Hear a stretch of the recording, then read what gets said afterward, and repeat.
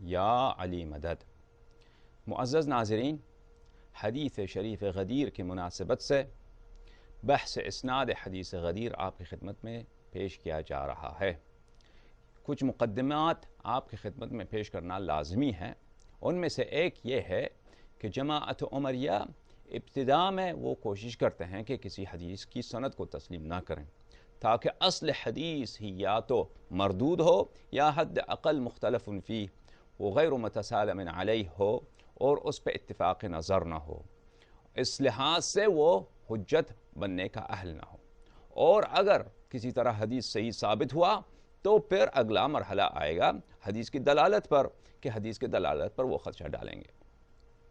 تو آپ کی خدمت میں پیش کرتے ہیں کہ کچھ اقاویل کہ یہ کیسے حدیث شریف غدیر کی صحت کو بے شرمی کے ساتھ انکار کرتے ہیں، اور پھر ہم آگے جا کر انشاءاللہ دکھائیں گے کہ حدیث شریف غدیر نہ تنہا یہ کہ صحیح اسانید کے ساتھ وارد ہوا ہے بلکہ متواتر ہے، اور اتنے عظیم تواتر کے ساتھ کہ اس جیسا متواتر جہان اسلام میں کوئی حدیث شاید ہی کوئی ہو۔ میرے ہاتھ میں یہ کتاب شرح المواقف ہے۔ یہ جماعت اشعریہ جو روایتی طور پر اکثر جماعت عمری جو ہیں یہ اشعری مذہب ہیں، اور ہندوستان و پاکستان میں بھی اکثریت انہی اشعریوں اور ماتریدیوں کی ہے، اور یہ لوگ اشعری اور ماتریدی اکثر عقائد میں ایک دوسرے سے قریب ہیں، اور یہ اپنے آپ کو اہل سنت کہلواتے ہیں، اور حشویہ جو ہیں اہل حدیث جو ہیں جیسے احمد بن حنبل ہیں، جیسے ابن تیمیہ ہیں، ان حضرات کو یہ لوگ حشویہ بولتے ہیں، اہل بدعت بولتے ہیں، اور اس کے مقابلے میں اہل حدیث ابن تیمیہ اور ان کے مکتب فکر کے جو افراد ہیں وہ اپنے آپ کو اہل حدیث کہتے ہیں، اشعریوں کو وہ اہل بدعت کہتے ہیں، اور ان پہ شرک کا الزام بھی لگاتے ہیں۔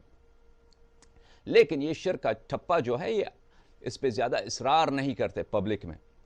جماعت اہل حدیث اور جماعت سلفی جو ہیں وہ پبلک میں عوام کے درمیان زیادہ اس کی اشتہار نہیں کرتے، کیونکہ اشعریوں کی اکثریت ہے۔ اگر وہ ان کی بھی تکفیر کر دیں علناً تو پھر وہ تو اکیلے رہ جائیں گے، لہٰذا جماعت سلفی اور اہل حدیث شیعوں پہ وہ فوکس کرتے ہیں، شیعوں کو وہ مشرک و کافر کہلواتے ہیں، اور وہ کس لیے کہ شیعہ مثلاً استغاثہ کرتے ہیں، توسل کرتے ہیں۔ استغاثہ توسل تو مشترک ہے، یہ صرف شیعوں کی امتیاز تو نہیں ہے، صرف شیعوں کا ایک خصوصی کیریکٹرسٹک تو نہیں ہے کہ صرف شیعہ ہی ایکسکلوسیولی اہل توسل و اہل استغاثہ ہیں۔ بہت سارے فرق ہیں عالم اسلام میں، سوائے بلکہ سب فرق سوائے ابن تیمیہ کے پیروکاروں کے، وہ سب کے سب توسل و استغاثہ و استشفاء کے قائل ہیں۔ بہرحال کہنے کا مقصد یہ ہے کہ لفظ اہل سنت پہ بڑا جدال ہے ان میں کہ اہل سنت کون ہے۔ وہ کہتے ہیں اہل حدیث کہتے ہیں اہل سنت ہم ہیں، اور اشعری کہتے ہیں اہل سنت ہم ہیں، اور وہ ایک دوسرے کی تفسیق کرتے ہیں، تذلیل کرتے ہیں، اور اسی طرح تکفیر کے حد تک بھی پہنچتا ہے۔ بہرحال یہ کتاب جماعت اشاعرہ کی ہے، شرح المواقف۔ اس کے مصنف ہیں عبد الرحمن الایجی، اور اس کے شارح ہیں میر سید شریف الجرجانی۔ شرح المواقف یہ دارالکتب العلمیہ میں یہ کتاب چھپی ہے، اور اس کے ساتھ جو ہے حاشیہ سیالکوتی اور چلوی جو دو بہت بڑے محشی ہیں، بہت بڑے اور معروف و مشہور محققین ہیں جماعت عمریہ کے ساتھ، یہ بھی حواشی میں ان کے چھپی ہے۔ اچھا، یہ اس کتاب کی 8ویں جلد ہے۔ اس 8ویں جلد میں ملاحظہ فرمائیے یہاں پر صفحہ نمبر 293 میں، اس سے پہلے صفحہ نمبر 392 میں وَأَمَّا السُّنَّةُ فَمِنْ وُجُوهِ، یہ المقصد الرابع الامام بعد رسول اللہ صلی اللہ علیہ وآلہ۔ یہ اشعریوں کے عقائد پر کتاب ہے کہ تعین کیا جائے اس بات کی کہ رسول اللہ صلی اللہ علیہ وآلہ وسلم کے بعد امام کون ہیں۔ شیعہ کہتے ہیں امام حضرت امیر المؤمنین سلام اللہ علیہ ہیں، اور جماعت عمریہ کہتے ہیں کہ نہیں، ابو بکر امام ہیں۔ تو شیعوں کے کیا دلائل ہیں؟ وہ شیعوں کے دلائل کو اپنی خیال سے، اب میں کیوں کہتا ہوں اپنی خیال سے، وہ نہایت چالاکی کے ساتھ شیعوں کے دلائل کو ایسے انداز میں نقل کرتے ہیں کہ وہ بالکل بچے گانا، ان کے لیے رد کرنا آسان ہو، تو اس طرح نقل کرتے ہیں، پھر اس کی رد کرتے ہیں، اور اس کو کامل بھی نقل نہیں کرتے، اور سب دلائل کو بھی ذکر نہیں کرتے، تو ان کے لیے رد کرنا کافی آسان ہو جاتا ہے۔ اور اگر دیکھا جائے پھر بھی اسی میں بھی یہ رہ جاتے ہیں، پھر بھی بہت دفعہ ایسا ہوتا ہے کہ انہوں نے شیعوں کی دلیل کو نقل کیا ہے، ناقص نقل کیا ہے، اس کو توڑ مروڑ کے نقل کیا ہے تاکہ رد کرنا آسان ہو، پھر بھی فیل ہو جاتے ہیں. بہرحال یہ ان کی یہ کمال کی بات ہے. یہاں پہ پہلے تو قرآنی آیات وَأَمَّا السُّنَّةُ فَمِنْ وُجُوهٍ کہ شیعوں کے پاس سنت سے، حدیث سے کئی ایک احادیث پہ وہ استدلال کرتے ہیں. الاول خبر الغدیر، خبر غدیر یعنی حدیث غدیر، وهو انه علیہ السلام یعنی انه صلی اللہ علیہ وآلہ وسلم احضر القوم کہ رسول اللہ صلی اللہ علیہ وآلہ وسلم نے اپنی قوم کو حاضر کیا اس وقت بعد رجوع من حجۃ الوداع بغدیر خوم، جبکہ وہ حجۃ الوداع سے واپس آئے، غدیر خوم میں پہنچے اور ان کے سامنے خطبہ اراد کیا اور وہی الفاظ جو معروف و مشہور ہیں انہوں نے ادا کیا اور فرمایا کہ بلے بغدیر خوم وهو موضع بین مکہ والمدینہ بالجحفہ وامر بجمع الرحال فصعد علیہا، انہوں نے رحال کو یعنی ان کی رحل بولتے ہیں ان چیزوں کو جس پہ مسافر اپنا سامان رکھتا ہے، ان کے جو رحل تھے سیڈلز وغیرہ تھے کیملز کے، اونٹوں کے، ان کو رکھ کے ممبر بنایا اور اس پہ خطبہ دیا رسول اللہ صلی اللہ علیہ وآلہ وسلم. وقال لهم اولست اولا بكم من انفسكم، کیا میں آپ سے اولا نہیں ہوں، آپ کے اپنے نفس سے زیادہ اولا نہیں ہوں؟ قالوا بلا، صحابہ نے کہا کہ جی ہاں. قال فمن كنت مولاه فعلی علیہ السلام مولاه. یہ حدیث انہوں نے نقل کیا ہے. اب ایک دو احادیث مزید نقل کرتے ہیں پھر وہ رد کرتے ہیں. ان کا رد یہ ہے صفحہ نمبر 393 میں اگلے صفحے میں، والجواب، جواب کیا ہے اشعریوں کے جانب سے جماعت عمریہ، اور یہ ان کی سب سے بڑی جماعت مخالفین میں سب سے بڑی تعداد انہی کے اشعریوں کی ہے. ان کا رد کیا ہے؟ کہا منع صحت الحدیث. پہلی بات تو یہ ہے کہ منع صحت الحدیث، ہم کہتے ہیں یہ حدیث صحیح ہے ہی نہیں، ختم بات. جب حدیث صحیح ہے نہیں ہے تو دلالت کی نوبت بھی نہیں آتی. منع صحت الحدیث، حدیث صحیح نہیں، یعنی اس بے شرمی کے ساتھ. اور دیکھیے بڑے مزے کی بات تو یہ ہے کہ چلبی، سیالکوٹی اور یہ سب بہت بڑے بلند پائے کے محقق ہیں اور بہت مشہور اور بہت ہی مشکل متون پہ ان کے بہت ہی علمی حواشی ہیں، اور سب جو دارالعلوم ہیں ان میں جو کتب پڑھائے جاتے ہیں اکثر میں ان میں ان کے حواشی موجود ہیں، چلبی کے اور سیالکوٹی کے. اچھا، اور اس کے علاوہ میر سید شریف الجرجانی وہ بھی بہت بلند پائے کے محقق ہیں. تفتازانی کے ہم دور تھے، ہم زمانے میں، ہم عصر تھے، ہم زمانے میں رہتے تھے. کوئی کسی نے بھی ان پہ انکار نہیں کیا کہ بھائی کیا غلط بات کر رہے ہو، منع صحت الحدیث. حدیث کیونکہ یہ تو متواتر ہے، یہ تو ثابت ہے، اس جیسا کوئی صحیح حدیث ہے ہی نہیں. سب چپکے سے وہاں سے جو عبد الرحمن الایجی نے کہا، انہوں نے محشین نے، شارح نے، عام طور پر اگر کوئی غلطی کر جائے تو صاحب متن پر، وہ صاحب کتاب پر، مصنف پہ وہ تنقید کرتے ہیں. یہاں پہ کوئی تنقید نہیں کی ان لوگوں نے بلکہ اس کا ساتھ دیا. منع صحت الحدیث، ہم منع کرتے ہیں، انکار کرتے ہیں کہ حدیث صحیح نہیں، صحت حدیث کو تسلیم نہیں کرتے. ودعوى الضرورة في العلم بصحته لكونه متواترا مکابرہ. اگر کوئی ادعا کرے، شیعہ ادعا کرے کہ یہ اس کا صحیح ہونا ضروری ہے یعنی بدیہی ہے، سیلف ایویڈنٹ ہے، اگر کوئی یہ ادعا کرے تو یہ مکابرہ ہے.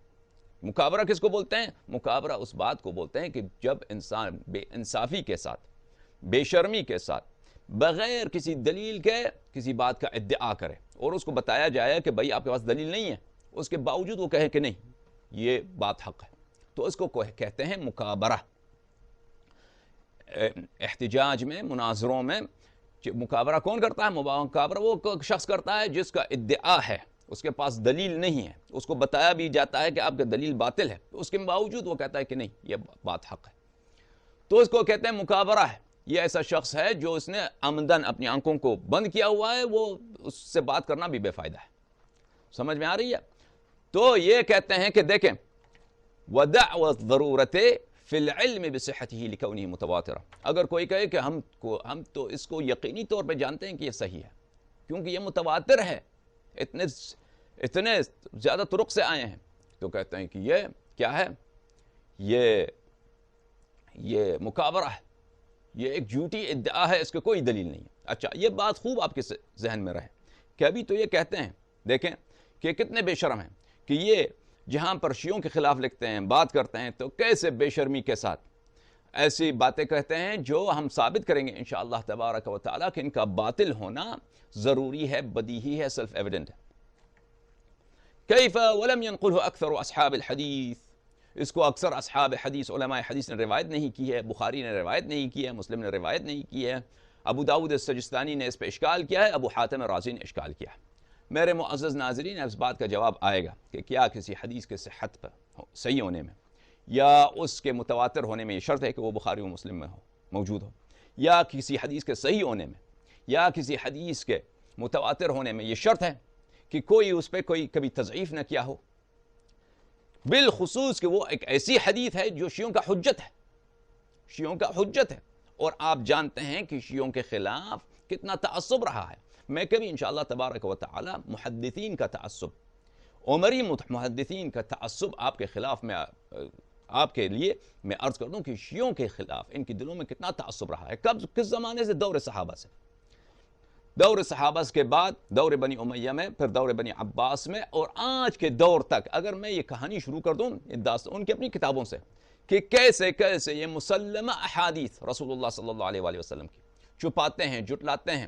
بڑے بڑے محققین کو یہ جھوٹا کہتے ہیں صرف اس لیے کہ اس نے ایک حدیث نقل کیا ہے جس سے اہل بیت علیہم السلام کے فضائل کا جلکہ ملتا ہے. تو کہنے کا مقصد یہ ہے کہ ایک ایسی حدیث کہ جو شیعوں کا حجت ہے، اور اس کے مقابلے میں آپ کو پتہ ہے کہ بنی امیہ اہل بیت اطہار علیہم السلام کے دشمن تھے، اور بنی امیہ اجازت نہیں دیتے تھے کہ کوئی شخص اہل بیت علیہم السلام کے شان میں حدیث نقل کرے. بلکہ بات تو اس کے سے لمبی ہے، میں آپ کو دکھاؤں کہ کیسے کیسے بنی امیہ نے لوگوں کے ہاتھ کاٹے ہیں، پیر کاٹے ہیں. ان کی اپنی کتب سے انشاءاللہ کبھی دکھاؤں گا. کیونکہ اس شخص نے لعنت نہیں کی ہے، سب نہیں کی ہے، اس نے بکواس نہیں کی ہے امیر المؤمنین صلوات اللہ علیہ کے متعلق. یعنی اگر ان کے بیت المال سے عطا لینا ہوتا، اگر ان کے دربار میں کوئی کام کرانا ہوتا، کوئی شہادت دینا، کیونکہ اگر گورنمنٹ کسی کے پاس ہے آپ کا کام تو ان سے پڑتا ہی ہے. کبھی مثلا کسی سے جھگڑا ہوتا ہے، آپ کا حق لینا ہوتا ہے، ادعا کرنا ہوتا ہے، آپ نے سلطان کے پاس جانا ہے، حاکم کے پاس جانا ہوتا ہے. کوئی مسئلہ ہوتا ہے، شہادت دینی ہوتی ہے، قاضی کن کی طرف سے؟ قاضی بنی امیہ کی طرف سے، بعد میں بنی عباس کی حکومت ہے، ان کے پاس شہادت دینا پڑتا ہے. اس کے علاوہ بیت المال سے لوگوں کو تنخواہیں ملتی ہیں. اس کے علاوہ ہر لوگوں کے دل میں یہ خواہش ہوتا ہے کہ وہ حکام سے، رولر سے، جو لوگ حکومت کرتے ہیں ان سے اچھے تعلقات ہوں، کیونکہ سب فائدے، دنیاوی فائدے تو انہی میں ہیں. تو بنی امیہ نہ صرف یہ کہ اجازت دیتے تھے کہ آپ فضائل امیر المؤمنین علیہ السلام نقل کریں، نہ بابا، بات اس سے بہت لمبی ہے. وہ ممبروں سے نستجیر باللہ نستجیر باللہ نستجیر باللہ، وہ شخص جس کے متعلق رسول اللہ صلی اللہ علیہ وآلہ وسلم نے کہا کہ من سب علی علیہ السلام فقد سبنی ومن سبنی فقد سب اللہ. اور یہ حدیث صحیح ہے، مستدرک حاکم میں موجود ہے، اور اس حدیث کو تصحیح بھی کیا ہے، ذہبی نے بھی تصحیح کیا ہے کہ جو شخص دشنام دے اور گالی دے مجھے، میرے بھائی امیر المؤمنین علیہ السلام، اس نے مجھے گالی دی ہے، اور جو مجھے گالی دی ہے وہ رسول اللہ، اور اس نے خداوند متعال کو گالی دی ہے صلی اللہ علیہ وآلہ. تو یہ ممبروں سے لعن کرواتے تھے، اور علماء کو پیسے علماء پہ دباؤ ڈالتے تھے کہ آپ اہل بیت اطہار علیہم السلام کے بارے میں آپ حدیث نقل نہ کریں. اور اگر کسی کو پتہ چلتا کہ کوئی نقل کرتا ہے، کوئی لعن نہیں کرتا تھا، تو اس کے ہاتھ پیر کاٹ جاتے تھے.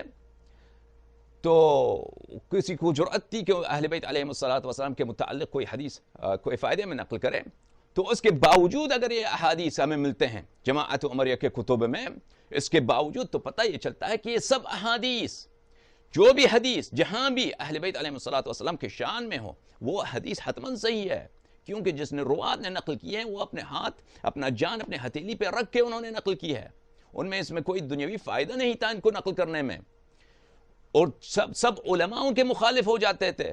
اگر کوئی شخص اہل بیت علیہم السلام یعنی پہلی صدی میں، دوسری صدی میں، تیسری صدی میں، چوتھی صدی میں، پانچویں صدی میں اس طرح ہوتا، اس طرح ماحول تھا کہ ٹپا لگ جاتا تھا کہ یہ شخص اہل بیت علیہم السلام کے فائدے میں نقل کر رہا ہے. اور یہ میں سب باتیں جو آپ کو کہہ رہا ہوں ابھی خارج سے کہہ رہا ہوں، انشاءاللہ آگے جا کر میں ان سب موضوعات کو کھول دوں گا آپ کے سامنے، ان کی کتب سے ان کے متون دکھاؤں گا، ان کے عبارات دکھاؤں گا.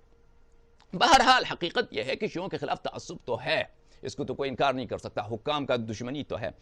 اگر ان میں سے ایک شخص ایک مولوی کہیں پیدا ہوا جیسے ابن ابی حاتم ہے یا ابو داؤد سجستانی نے اشکال کیا ہے، تو اس کے اشکال سے نہ صرف اشکال سے، صرف نقد سے نہ تو حدیث ضعیف ہو جاتی ہے، نہ حدیث صحت سے ساقط ہوتا ہے، نہ تواتر میں خدشہ ہوتا ہے۔ کیوں میرے بھائی؟ اس کا نقد کیا ہے؟ اگر کوئی شخص کہ یہ حدیث صحیح، نقد کیا ہے؟ نقد بتاؤ۔ آپ صرف اتنا کہا کہ ابو داؤد سجستانی نے خدشہ کیا ہے، ابو حاتم نے خدشہ کیا، ابو حاتم رازی نے خدشہ، ان کے نقد کیا ہے تاکہ ہم جواب دیں۔ وہ تو آپ نقل نہ کرتے نہیں، اس نے کہا ہے بس وہ خدا ہے، وہ پیغمبر ہے، وہ معصوم ہے، وہ فرشتہ ہے۔ وہ بھی تو ایک مولوی تھا، دیکھیں اس کے بعد کیا ہے، ہم اس کے ساتھ تاکہ اس کے بعد کا جواب دیا جائے۔ صرف وہ بھی ایسے ماحول میں جب شیعوں کے خلاف بات کرنا، جیسا ابھی ماحول ہے، یہ ماحول جو ابھی عالم اسلام میں ہے کہ شیعوں کی کسی بات کو تسلیم نہ کرو، شیعوں کے حجج کو رد کرو، یہ تو پہلی صدی میں بھی تھا، دوسری صدی میں بھی تھا، تیسری صدی میں بھی تھا، چوتھی صدی میں بھی تھا، اور اب بھی ہے۔ تو ایسے ماحول میں اگر کوئی ایک دو اشکال کریں تو ان کے اشکال نقل کیے بغیر، ان کی تنقید نقل کیے بغیر کہ ہم دیکھیں ان کے عبارات کیا ہیں، ان کی بات کیا ہے، تو کیا کسی حدیث کے صحت پہ اس سے خدشہ ہو سکتا ہے؟ اگر ایسی بات ہو تو سب کے سب احادیث حجت سے ساقط ہوتے ہیں، کیونکہ ایسا کوئی حدیث ہی نہیں ہے جس میں ایک دو رجال اس میں کہیں مجروح نہ واقع ہوئے ہوں۔ سب احادیث اس طرح ہیں کہ سب احادیث اس طرح احادیث کی جس پہ کبھی کسی نے تنقید نہ کی ہو، اور اس کے سب رجال متسالم علیہ ہو۔ یہ احادیث نہایت قلت کے ساتھ ہیں، یا شاید ہی نہ ہوں کہیں بھی۔ بہرحال میرے معزز ناظرین، اس بات کے جواب انشاءاللہ العزیز ہم آئندہ آ کر دیں گے تفصیل کے ساتھ۔ قصہ مختصر، صاحب مواقف اور شارح مواقف نے کیا کہا؟ قاضی عبد الرحمن العیجی اور میر سید شریف الجرجانی نے انہوں نے یہی کہا کہ ہم دعوی حدیث ہمارا پہلا رد یہ ہے کہ ہم صحت نہیں مانتے۔ اس کے بعد اگر کوئی کہے کہ یہ صحت مند صحیح ہے، یقینی طور پہ صحیح ہے، حدیث متواتر، تو ہم کہیں گے آپ مکابرہ کر رہے ہیں، آپ کے پاس کوئی دلیل ہے ہی نہیں۔ تو میرے عزیزو، اس کے بعد کہتے ہیں، اس کے بعد کچھ عبارت کہ اگر مان لیا جائے کہ یہ صحیح ہے تو پھر اس کا رد یہ ہے کہ مولا کا مقصد ہے فرینڈ، دوست۔ تو پھر اس کے بعد آتے ہیں یا ناصر، اس طرح سے رد کرتے ہیں۔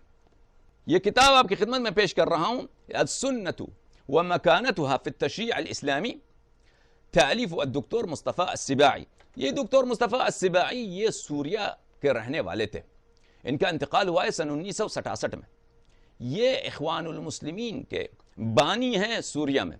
حسن البنا اور محمد عبدو، یہ لوگ جو تھے، جو لیڈر تھے اخوان المسلمین کے، اس زمانے کی بات ہے، یہ پہلی عالمی جنگ کے بعد اور دوسری عالمی جنگ کے درمیان والے زمانے کی بات ہے۔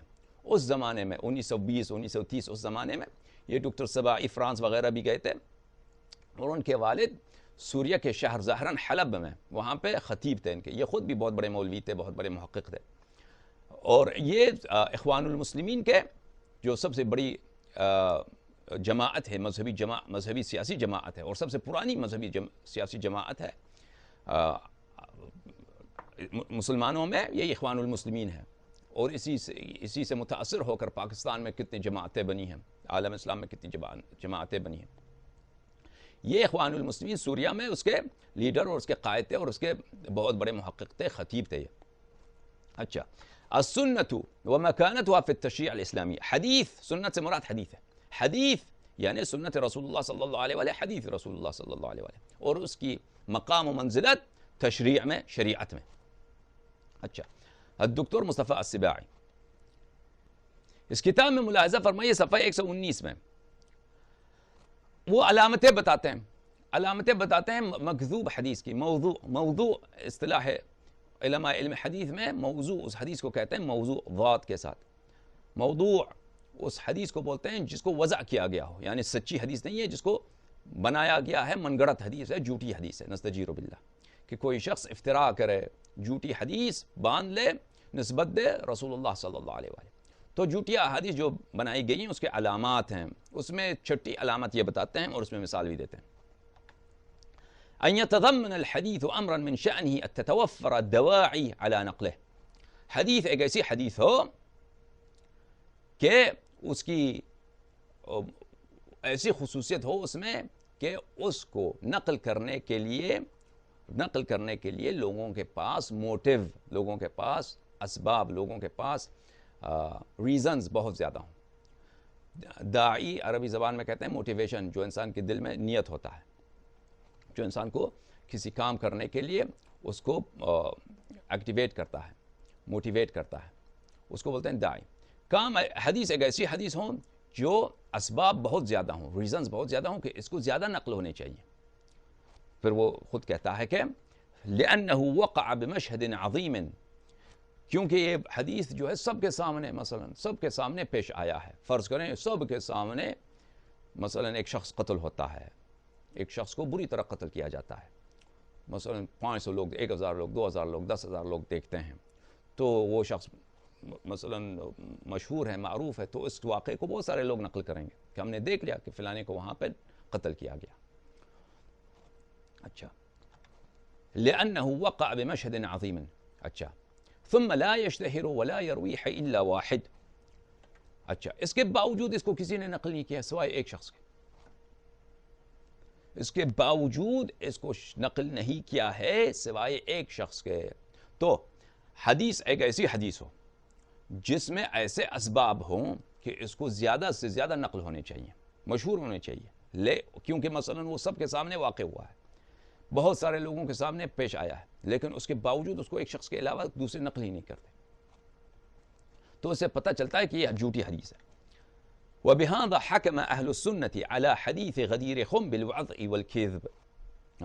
اس لیے کہتے ہیں کہ اسی لیے اہل سنت نے، جماعت عمریہ نے کیا ہے، انہوں نے بھلے حکم دیا ہے حدیث غدیر کو کہ حدیث غدیر کاذب ہے، جھوٹی حدیث ہے، اور یہ حدیث غدیر موضوع ہے، یہ من گھڑت حدیث ہے، کیونکہ سب صحابہ کے سامنے اگر واقع ہوا ہے تو سب نے کیوں نقل نہیں کیا، یا بہت سے زیادہ لوگوں نے نقل کیا ہوتا. پھر اس نے جو مثال دیا یہی ہے نا کہ سب کے سامنے واقع ہوا ہے، پھر ایک آدمی نے نقل کیا ہے، تو کیا اس آدمی کے اب ان لوگوں کو مشکل یہ ہے نا کہ شیعہ علماء بہت طویل عرصے سے یہ اصل عقائد شیعہ کو دنیا میں پھیلانے کے لیے یا شبہات کو جواب دینے کے لیے، کتب دینے کے لیے اکثر میں اس میں وقت نہیں لگاتے.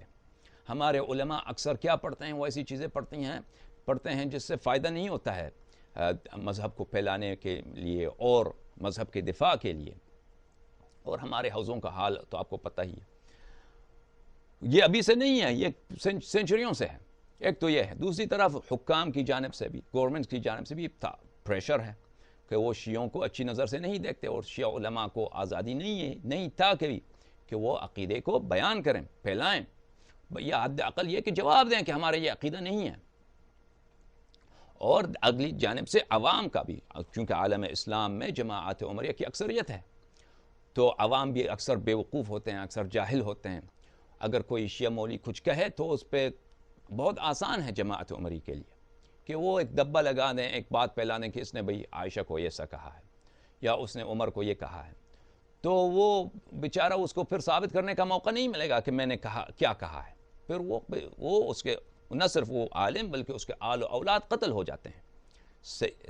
اس لیے میرے معزز ناظرین، علماء کی کمکاری کی وجہ سے اور حکومتوں کے تعصب کی وجہ سے اور عوام کے بے وقوفی اور تعصب اور جہل کی وجہ سے شیعہ مذہب ابھی تک، اور شیعہ عقائد اور شیعہ حجج اور شیعہ دلائل ابھی تک یہ پردہ میں ہیں، یہ ابھی تک دنیا کے سامنے نہیں نکلی ہیں. اگر دنیا کے سامنے نکالی جائیں تو ایسے علماء، ایسے کتب، شرح مواقف یہ کوئی چھوٹی کتاب نہیں ہے، یہ ان کی اصلی کتب میں سے ایک کتاب ہے جو بہت صدیوں تک یہ مدارس میں، دارالعلوم میں پڑھائے جاتے تھے.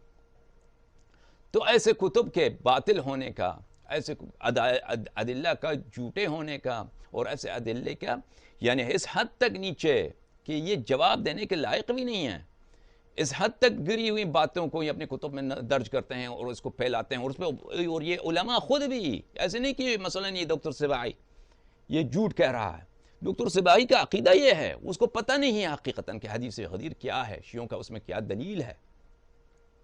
اور بہت سارے عمری علماء ایسے ہی ہیں، وہ واقعاً سمجھتے ہیں کہ شیعہ کافر ہیں، شیعہ مشرک ہیں، شیعہ جو ہیں شیعہ جو ہیں وہ صحابہ کو کافر سمجھتے ہیں، وہ مثلا یہودیوں نے شیعوں کو بنایا ہے، عبداللہ ابن سبا نے مثلا شیعہ مذہب کا اختراع کیا ہے، اور ایسی جو جھوٹی باتیں ان کے دلوں میں ہوتا ہے کہ مثلا شیعہ قرآن کو حجت نہیں سمجھتے، شیعہ سمجھتے ہیں کہ ان کا امام زمانہ علیہ السلام کسی سرداب میں چھپے ہوئے ہیں، وہاں سرداب سے کبھی نکل آئیں گے یہ، تو ایسی مسخرہ باتیں جس میں نہ ہمارا عقیدہ ہے۔ تو اصل شیعہ جو برہان ہیں، شیعہ حجج ہیں، وہ تو دنیا کے سامنے نکلے بھی نہیں ہیں۔ تو اس زمانے میں اب یہ فرصت آیا ہے کہ شیعہ علماء اس مسئلے پہ کام کریں، کیونکہ ہمارے مقابلے میں جو مخالف فرقہ ہے وہ بہرحال پوری علمی قوت کے ساتھ، پوری تبلیغی قوت کے ساتھ وہ میدان میں اتر آئی ہے، اور ان کو پاس فنڈز جو ہیں بین الاقوامی سپورٹ حاصل ہے، اور وہ ہماری ہی کتابوں سے فقرے نکال کر ہمیں بتاتے ہیں کہ بھئی یہ دیکھو تم نے عائشہ کو یہاں پہ یہ کہا ہے، تم نے یہاں پہ جو ہے علامہ مجلسی نے عمر کو یہ کہا ہے، خمینی نے اس کتاب میں یہ کہا ہے عمر کے متعلق، یا فلان نے یہ شیعوں کے صحابہ کے متعلق یہ کہا ہے۔ اس کے مقابلے میں اب آپ کیا کہیں گے؟ یعنی یہ دشمن اب آپ ان سے احتجاج نہ کرنا چاہیں، لیکن مخالف آپ کو نہیں چھوڑنے والے، مخالف آپ کو قتل کرنے پہ تلی ہوئی ہے، آپ کو نابود کرنے پہ تلی ہوئی ہے، آپ یا ان کا جواب دیں یا اپنے نابود ہونے کے لیے تیار ہو جائیے۔ تو ہمارے پاس کوئی چوائس ہی نہیں ہے کہ ہمیں جواب دینا ہے۔ اگر یہ سچویشن نہ بھی ہوتا نا، یہ سچویشن پھر بھی یعنی اضطراری حالت نہ ہوتا، شیعہ اپنے عقیدوں کی وجہ سے دنیا کے کونے کونے میں بلکہ ہر کونے میں قتل نہ ہوتے، پھر اس کے باوجود ہمارے لیے ضروری تھا کہ ہم عقیدے کو پھیلائیں، فضائل اہل بیت علیہ السلام کو پھیلائیں، حجج کو پھیلائیں، اور ان مطالب کو دنیا سے پوشیدہ نہ رکھیں۔ عزیزو، آپ نے دیکھا کہ یہ علماء جو ہم نے ان کے اقوال آپ کے سامنے نقل کیے ہیں، یہ سب کہہ رہے ہیں کہ حدیث شریف غدیر ایک باطل، ایک جھوٹی حدیث ہے۔ انشاءاللہ اگلے حلقے میں ہم شروع کریں گے بتانا کہ حدیث شریف غدیر کی منزلت کیا ہے، بلکہ وہ حدیث شریف غدیر بھلے صحیح ترین احادیث میں شمار ہوتا ہے، بلکہ اس سے صحیح حدیث عالم اسلام میں کوئی ہے ہی نہیں۔ یہ ہم انشاءاللہ تبارک و تعالی ثابت کریں گے، انشاءاللہ کچھ مقدمات پہلے عرض کرنے ہوں گے، پھر ہم ثابت کریں گے انشاءاللہ تبارک و تعالی۔ ہمارے ساتھ رہیے، یا علی مدد۔